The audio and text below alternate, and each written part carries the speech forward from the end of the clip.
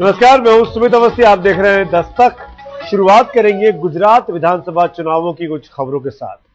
बात नरेंद्र मोदी की। उनकी एक्सेप्टेबिलिटी लगता है कि अब पार्टी के भीतर बढ़ती जा रही है। आज सुबह नरेंद्र मोदी ने सोमनाथ में पूजा की, सिंहासन के लिए दुआ मांगी, लेकिन शाम होते होते वडोदरा से खबर आई कि मोदी पीएम पद के लिए काबिल और सक्षम है।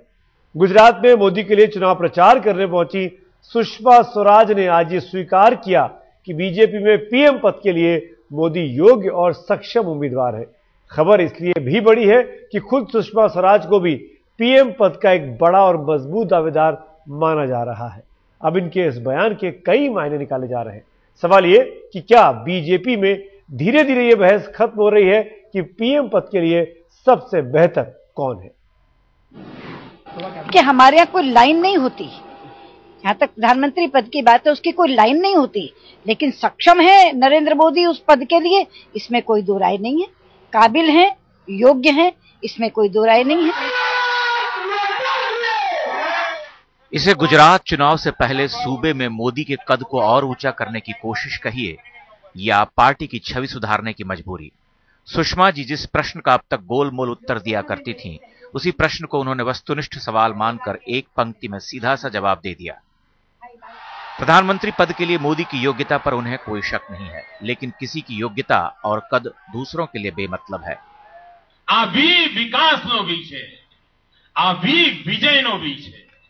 जिस विश्वास से मोदी गुजरात में चुनाव जीतने की हुंकार भर रहे हैं, उसी तसल्ली से कांग्रेस को केंद्र में तीसरी पारी खेलने का इंतजार है।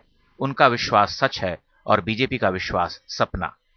सपने देखने में कोई पाबंदी नहीं है। अगर भारतीय जनता पार्टी या सुषमा स्वराज जी सपने देखते हैं तो ये उनका इख्तियार है। प्रधानमंत्री वो बनेगा जिसके पास लोकसभा के अंदर मेजॉरिटी होगी। भारतीय जनता पार्टी को ये इख्तियार है कि वो जिसको चाहे बनाए, लेकिन आपस में उनके कितने उम्मीदवार हैं ये अच्छी तरीके से सारे लोग जानते हैं। कोई हिंदुस्तानी माता बहन के बहरहाल इस शक्ति प्रदर्शन में अभी वक्त है। जरूरी मुद्दा यह है कि बीजेपी में मोदी को लेकर जो दो राय थी वो धीरे धीरे खत्म हो रही है। प्रधानमंत्री पद के उम्मीदवारों की कतार छोटी होती जा रही है। मोदी के नाम पर मुहर लगती जा रही है। सुषमा स्वराज ने उन्हें योग्य और सक्षम उम्मीदवार करार दिया। जेटली ने खुलकर समर्थन तो नहीं दिया है, लेकिन माना जाता है कि वो उनके साथ हैं। बस वर्षों से आस की चिड़िया को आसमान में निहारते आडवाणी मौन है। गडकरी जी ने भी पिछले दिनों कहा था कि मोदी की योग्यता पर सवाल नहीं है। मुहावरों के महारथी सिद्धू ने एक दिन पहले ही उन्हें इस सर्टिफिकेट से संवारा है। गुजरात के मुख्यमंत्री का इलेक्शन नहीं, यह हिंदुस्तान के प्रधानमंत्री का इलेक्शन है, याद रखना मेरी बात। सब कुछ इस बात पर निर्भर करता है कि गुजरात का चुनाव परिणाम क्या होगा। मोदी की जीत पर ज्यादा विवाद नहीं है। अगर उनकी जीत बड़ी होती है तो वो बीजेपी के सबसे बड़े जननेता बनकर उभरेंगे। अटल और आडवाणी के बाद सबसे बड़े नेता जिनका जनाधार सबसे ज्यादा है। तब बीजेपी के पास पीएम के पोस्ट के लिए किसी और नेता की ओर देखने का आधार भी नहीं होगा। बस एक चुनौती बचेगी, अपने सहयोगियों को शांत करना होगा।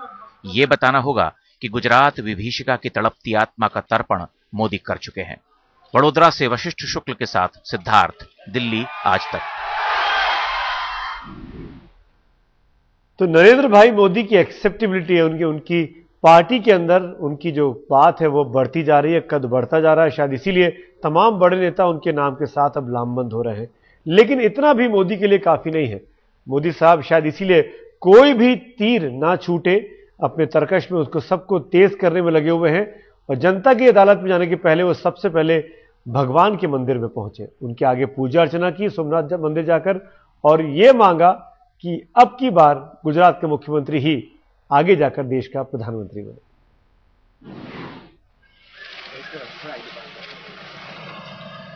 नरेंद्र मोदी जनता का आशीर्वाद पाने से पहले जनमन के अधिनायक भगवान सोमनाथ का आशीर्वाद लेने पहुंचे। अतीत की महान सांस्कृतिक और धार्मिक धरोहर जिसे खंडित कर दिया गया था, उसके गौरवशाली वर्तमान से उज्जवल भविष्य की कामना करने के लिए नरेंद्र मोदी ने खुद को सोमनाथ के चरणों में सौंप दिया।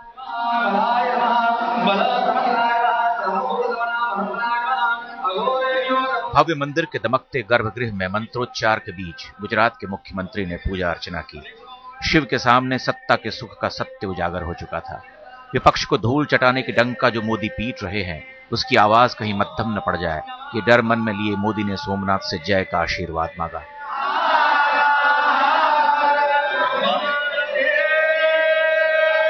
भोलेनाथ की भूमि है और भोलेनाथ के आशीर्वाद लेकर के आज मैं यहां से तीसरे दौर के चुनाव प्रचार का अभियान प्रारंभ कर रहा हूं।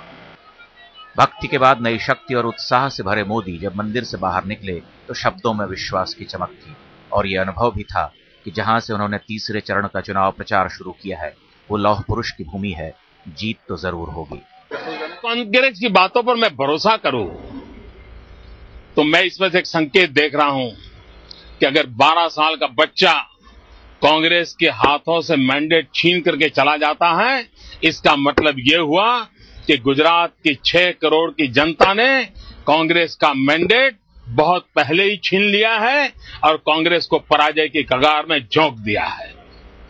विजय निश्चित है, भारतीय जनता पार्टी भारी बहुमत से विजय प्राप्त करेगी। ये चुनाव प्रचार का अंतिम दौर है, परीक्षा की घड़ी करीब है। मोदी ने दिन रात एक कर दिया है, उन्हें यकीन है कि उनकी विजय का रथ निर्विरोध दौड़ेगा। उस रथ में विकास के घोड़े जुते हुए हैं, उन्हें विपक्ष के रथी अपने झूठे कोलाहल से रोक नहीं पाएंगे। लोकतंत्र के संग्राम में तीनों लोगों के नायक सोमनाथ का आशीर्वाद खाली नहीं जाएगा। सोमनाथ से गोपी मनियार घांगर के साथ आज तक ब्यूरो। दरअसल नरेंद्र मोदी जानते हैं कि गुजरात में उनकी लड़ाई अपने आप से ही है, क्योंकि उनके सामने कोई भी मजबूत दावेदार नहीं है। शंकर सिंह वाघेला, केशुभाई पटेल बड़े नेता जरूर हैं, लेकिन वो टक्कर नहीं दे सकते जैसे कि उनसे उम्मीद की जा रही थी। सवाल वही है कि क्या नरेंद्र मोदी अपने प्रदर्शन को सुधार पाएंगे। इसीलिए मोदी की लड़ाई मोदी से ही है और शायद इसीलिए मोदी साहब जानते हैं कि उनके खिलाफ कोई व्यक्ति नहीं होने की वजह से उनका जो अभिमान है वो कहीं ना कहीं अहंकार की शक्ल भी ले रहा है, ऐसा कांग्रेस का कहना है। पिछले 50 साल में कांग्रेस ने जो पराजय देखा है उससे भी अति भयानक पराजय कांग्रेस का होगा। सारे रिकॉर्ड ब्रेक हो जाएंगे प्रचार पराजय के, और भारतीय जनता पार्टी गुजरात के जीवन में सबसे अधिक सीटों के साथ, सबसे अधिक वोटों के साथ विजय को प्राप्त करेगी।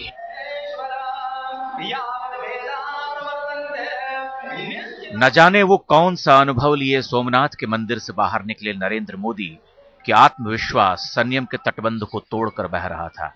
ऐसी गर्जना उन्होंने अब तक के चुनाव प्रचार में नहीं की थी। सभी चुनावी विश्लेषकों ने उनकी जीत का आकलन पहले ही कर दिया है, लेकिन अब मोदी खुद कह रहे हैं कि जीत ऐसी होगी कि गुजरात में कांग्रेस गुजरा हुआ वक्त बनकर रह जाएगी। मोदी की दहाड़ में कांग्रेस दंभ की ध्वनियां सुन रही है।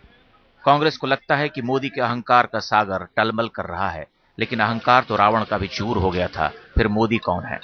जो कुछ उनको बोलना होता है वो कांग्रेस के खिलाफ बोलते रहते हैं और यहां तक कि अपनी पार्टी के लोगों को भी नहीं छोड़ते। मुझे लगता है ये अहंकार की चरम सीमा है जो इनके अंदर है। जब आप कोई चुनाव लड़ते हैं तो चुनाव में आप अपनी बात जनता के सामने रखिए। आप दूसरे को अपमानित करने का, बेइज्जत करने का, तरह तरह की उटपटांग बातें करने का है और इस तरह की बात जो रखना जो कि दूसरे किसी के लिए भी जो अशोभनीय है, मुझे नहीं लगता कि मोदी साहब जैसे व्यक्ति को शोभा देता है। शब्दों की ये लड़ाई जो कुछ दिनों पहले तक व्यक्तिगत छीटाकशी पर बंध गई थी, अब विश्वास और गलतफहमियों के बीच झूल रही है। जिसे कांग्रेस दंभ मानती है वो मोदी की दृष्टि में गुजरात की दुनिया को देखने का भरोसा है। सूबे की जनता की नब्ज टटोलने और कांग्रेस का आकलन करने के बाद उन्हें यकीन हो चला है कि कांग्रेस बिखराव के कगार पर है। कांग्रेस बिखर चुकी है, अंतर विरोध से टूट चुकी है। कलह कांग्रेस को खाता जा रहा है। अब प्रचार का अंतिम दौर शुरू हो गया है। इस अंत में उस आरंभ का शंखनाद है जिसका समय दिनों दिन सरक रहा है। अब कुछ दिनों तक शब्दों का समर यूं ही चलेगा, दावे वादे किए जाएंगे, गुजरात की जनता सुनेगी, कहीं तालियां बजेंगी, कहीं जयकार होगी, फिर फैसले का वक्त आएगा। विजेता सामने होंगे और परास्त होने वाले तरह तरह के प्रश्नों के उत्तर खोजेंगे। सोमनाथ से गोपी घांगर के साथ आज तक ब्यूरो। और जैसे जैसे गुजरात में चुनाव की तारीख करीब आ रही है, वैसे वैसे बगावत और गुस्सा भी कार्यकर्ताओं में बढ़ रहा है।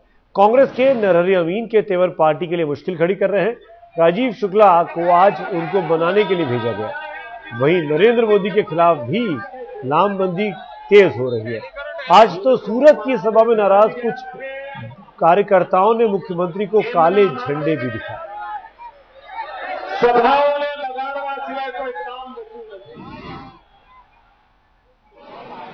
गुजरात चुनाव में कांग्रेस के सामने पहाड़ जैसी चुनौती खड़ी है। नरेंद्र मोदी से पार पाना उनके लिए लगभग नामुमकिन है। ऊपर से आम आदमी की पार्टी से नाराज होने वाले उनके ही खास नेता। गले की हड्डियां तो कई हैं, लेकिन सबसे बड़ी दिक्कत है नरहरि अमीन। नरहरि अमीन ने कांग्रेस का अमन चैन छीन लिया है। पार्टी ने टिकट से वंचित कर दिया। नरहरि कोप भवन में जा बैठे। उन्हें मनाने के लिए दिल्ली से दूत भेजे जा रहे हैं, लेकिन नरहरि कुपित हैं। नरहरि भाई हमारे दोस्त हैं और हम इनसे मिलने आए और इनका बहुत बड़ा योगदान है कांग्रेस पार्टी में। इनका बहुत बड़ा असर है यहाँ पे। हमारे बहुत बड़े नेताओं में से एक है ये। तो हम इनसे बातचीत करने आए थे। अहमद पटेल से लेकर अर्जुन मोडवाडिया सबने मशक्कत कर ली, लेकिन नरहरि के अंगद पांव टस से मस न हुए। नरहरि गुजरात कांग्रेस के कद्दावर नेता हैं। पूर्व डिप्टी सीएम भी रह चुके हैं। क्रिकेट के खेल के पीछे का खेल भी जानते हैं। इसलिए उन्होंने अब अपना खेल दिखाने का मन बना लिया है। हमने कल 1:30 बजे अहमदाबाद में एक मीटिंग बुलाई है। पूरे गुजरात के जो हमारे साथ जुड़े हुए लोग हैं और जिन लोगों को टिकट मिलनी चाहिए, ऐसे लोगों को टिकट नहीं मिली है, वो सभी लोग हम कल मिल रहे हैं, डिस्कशन करेंगे, बात करेंगे और आगे क्या करना चाहिए वो सब जो अभिप्राय राय आएगा उसके बाद हम निर्णय करेंगे कि क्या करना है। गुजरात कांग्रेस में आंतरिक कलह खत्म होने का नाम नहीं ले रहा है। गुजरात कांग्रेस के कद्दावर नेता नरहरि अमीन को मनाने के लिए दिल्ली के कई दिग्गज नेता लगे हुए हैं। हालांकि अगर नरहरि अमीन नहीं मानते हैं तो चुनाव में इसका खामियाजा कांग्रेस को, पटेल वोटर को गवा के भुगतना पड़ सकता है। मुश्किलें तो मोदी के रास्ते में भी हैं। पार्टी के कुछ नाराज लोग एक दिन पहले ही विरोध प्रदर्शन कर चुके हैं। ऊपर से बड़ी बाधा है केशुभाई पटेल और अब जागृति पांड्या भी जनता को जगाने निकल पड़ी है। लेकिन मोदी की मुश्किलों से बड़ा है उनका कद, उनका ब्रांड नेम। गुजरात में कांग्रेस के पास ऐसी कोई बात नहीं। अहमदाबाद से गोपी घांगर के साथ आज तक ब्यूरो। बात गुजरात विधानसभा चुनावों की चल रही है। नरेंद्र मोदी प्रचार में हर हथकंडे अपना रहे हैं। 3D प्रचार, हाईटेक प्रचार एक साथ 26 जगहों पर दिख रहे हैं। लेकिन आखिरकार उनको जनता की ताकत समझ में आई। अब वो सीधे संवाद के जरिए भी प्रचार करने लगे।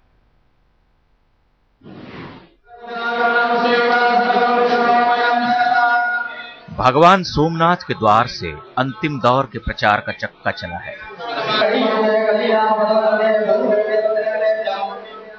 ये निर्णय का दौर है। अब तक की संचित ऊर्जा को उड़ेलने का वक्त है। समय सिमट गया है। सुबह शाम दिन रात की दूरी मिट गई है। मोदी का लक्ष्य एक है, जहां तक हो सके जनता के संसार में धंसा जाए। कोई कोना बाकी न रहे। कोई सुबह नींद में डूबी न हो। कोई दोपहर रैलियों से खाली न जाए। कोई शाम सन्नाटे में न बीते। जहां तक तन साथ दे, जहां तक हिम्मत का हिरन दौड़े, मोदी चलेंगे। लोक के बीच जाएंगे। उस तंत्र में अपने लोक की फिर से स्थापना के लिए अभी रुकना, ठहरना गुनाह है। पिछले 50 साल में कांग्रेस ने जो पराजय देखा है, उससे भी अति भयानक पराजय कांग्रेस का होगा। सारे रिकॉर्ड ब्रेक हो जाएंगे प्रचार पराजय के। और भारतीय जनता पार्टी गुजरात के जीवन में सबसे अधिक सीटों के साथ, सबसे अधिक वोटों के साथ विजय को प्राप्त करेगी। सोमनाथ से शुरू हुई यह प्रचार यात्रा मीलों चलेगी। सोमनाथ से वेरावल, वेरावल से सौराष्ट्र और दक्षिण गुजरात, खंभा, भावनगर, धर्मपुर, कतरग्राम दरवाजा और उधाना में सभाएं तय हैं। विकास के दम पर वोट मांगने वाले नरेंद्र मोदी ने पहले यह भी दिखला दिया कि विकास किसे कहते हैं। वो सिर्फ गुजरात की भव्यता में नहीं, बल्कि चुनाव प्रचार की व्यवस्था में भी दिखता है। भाइयों बहनों, चूंटणी गुजरात आवतीकाल नक्की करवा माटे छे। एक दिन पहले ही मोदी ने 3D तकनीक के सहारे एक साथ 26 जगहों पर जनता को संबोधित किया। जहां मोदी खुद नहीं जा सके, वहां उनकी बोलती तस्वीरें गई। चूंटणी गुजरात आवतीकाल नक्की करवा माटे छे। कोई ધારાસભ્યનું ભવિષ્ય નક્કી કરવા માટે નથી। મારા શબ્દો નોંધી રાખજો ભાઈઓ બહેનો। હું જ આપનો ઉમેદવાર છું। હું જ આપની સેવામાં બરાબરત છું। હું આપને સમર્પિત છું। હું મારા માટે આપની પાસે વોટ માંગવા આવ્યો છું। आप મારા કામને જોઈને મને વોટ આપો. ગુજરાતની આવતીકાલના મારા સપના સાકાર કરવા માટે મારી મદદ કરો. आओ साथे મળીને સહિયારો પ્રયાસ કરીને દિવ્ય ભવ્ય ગુજરાત નિર્માણ કરવાની દિશામાં આપણે પ્રયાસ કરીએ. आखिरी चरण के चुनाव प्रचार में मोदी का रास्ता प्रशस्त करने के लिए बीजेपी के दिग्गज नेता गुजरात पहुंच रहे हैं. सुषमा स्वराज, बिहार के उप मुख्यमंत्री सुशील मोदी, स्मृति ईरानी. लेकिन मोदी को अपने सहयोगियों से कहीं ज्यादा खुद पर भरोसा है. उन्हें विश्वास है कि गुजरात की जनता सिर्फ उन्हें जानती है. जो वोट मिलेंगे वो मोदी के माध्यम पर, इसलिए अपने नाम पर वोट मांग रहे हैं. ये वक्त वैसा ही है जैसा परीक्षा में पर्चा लिखने के आखिरी पल. समय धमकियां दे रहा होता है, परीक्षार्थी सारी ताकत झोंक देता है. कुछ छूटे ना, कुछ बाकी न रहे. मोदी के मन में भी कुछ ऐसा ही चल रहा है. आज तक ब्यूरो. और इस दस्तक में अब कुछ और बात करते हैं. राजनीति की बाजी किसके हाथ लगेगी कौन जाने, लेकिन लखनऊ में मुलायम सिंह यादव के पास बैठकर एनडी तिवारी ने ऐलान कर दिया कि प्रधानमंत्री पद के लिए मुलायम सिंह को समर्थन देने के लिए वो तैयार है. तिवारी जी के सद्भाव पर समाजवादी पार्टी के मुखिया भले ही मुस्कुरा रहे हों, लेकिन कांग्रेस परेशान है. अलग अलग दौर में उत्तर प्रदेश की कमान संभालने वाले 3 कमांडर एक साथ. लखनऊ में कांग्रेस के वरिष्ठ नेता एनडी तिवारी ने समाजवादी पार्टी के मुखिया मुलायम सिंह यादव और राज्य के मुख्यमंत्री अखिलेश यादव से मुलाकात की. एनडी तिवारी का चेहरा खिला खिला था, क्योंकि यूपी का पूर्व मुख्यमंत्री होने के नाते एनडी तिवारी को लखनऊ में एक बंगला दिया गया है. मुलाकात के बाद तिवारी जब मीडिया से मुखातिब हुए तो उन्होंने सबको चौंका दिया. अब आज तो मुलायम सिंह जी की बात सोचिए और अखिलेश जी की बात सोचिए. अखिलेश जी यूपी चलाएं और मुलायम सिंह जी भारत चलाएं. एनडी तिवारी ने तो मुलायम के पास बैठकर उनकी उम्मीदवारी का समर्थन कर दिया. लेकिन अब मुश्किल कांग्रेस की है. तिवारी जी के बयान पर कांग्रेस का कोई नेता कुछ भी बोलने को तैयार नहीं है. आखिर कोई कहे भी तो क्या, सियासी गड़बड़ झाले में चुप रहना बेहतर है. अनूप श्रीवास्तव, लखनऊ, आज तक.